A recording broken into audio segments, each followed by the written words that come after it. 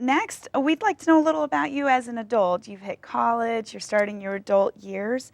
At this time, second graders in the Rochester City School District are learning about our city's history over time. And one period of time we have chosen to focus on is the second Great Migration of the mid-1900s. And I understand you migrated or moved to Rochester around that time. So we were wondering, how old were you when you did move to Rochester? Well, whenever I came to Rochester, by God, I was about 22 years old. 22, so you were a young man at the 22, time. 23 years old. 22, 23. And why did you move to Uh, Rochester? I had pursued, as an undergrad, a degree in chemistry, majoring in chemistry, minoring in physics and mathematics. And I was always interested in science because I had a great curiosity to know the environment in which I lived and environments which were very far removed from where I was living. Sure. The stars and the universe, really. I was always inquisitive about it, and so it dictated that I get more education. And so, after my bachelor's degree, I worked on a master's degree at Howard University, and in 1952, I was offered a graduate fellowship at the University of Rochester. Those days, a graduate fellowship, I didn't have to pay tuition. Wow. And I had a stipend of $150 per month. Wow. But I had to work. Part of my responsibility was to run quiz sections, oversee laboratory activities, and approximately 20 hours per week. Okay. So 20 hours per week. Working. Enabled me to have $150 a month. That's amazing. So nowadays you could do very little with $150, but those days it was ample and sufficient enough for me to take care of my living expenses and then have a few dollars to go to a movie now and then.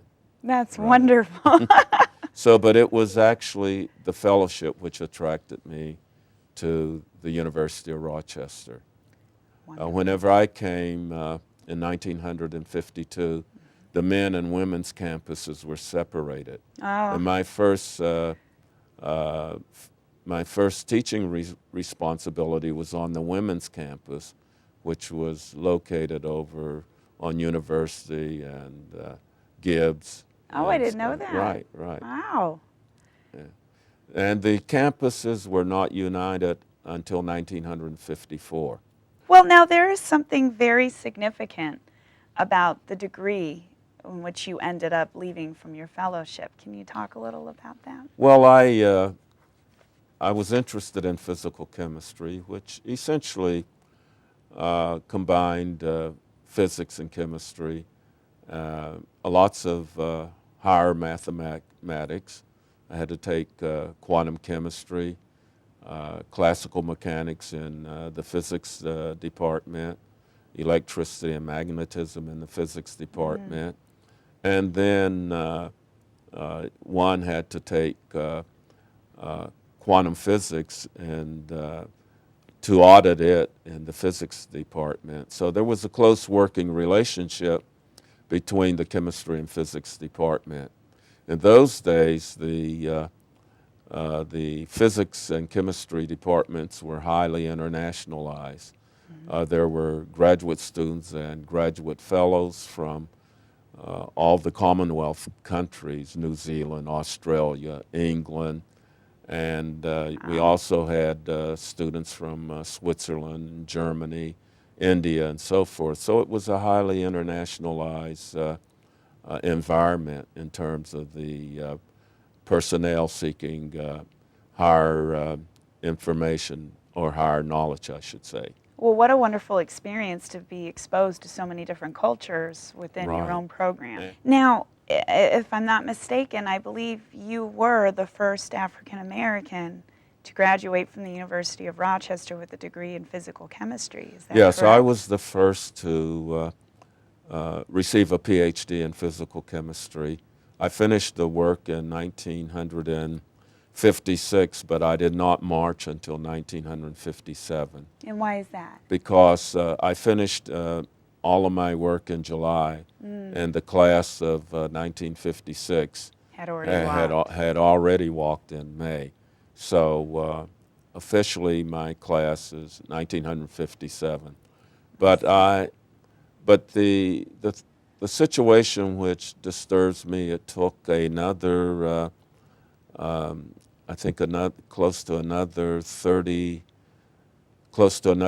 years before there was another African American Really? to get a PhD out of the chemistry department, Wow. a Dr. Williams, Dr. a Williams. woman, received a wonderful. PhD in 1988.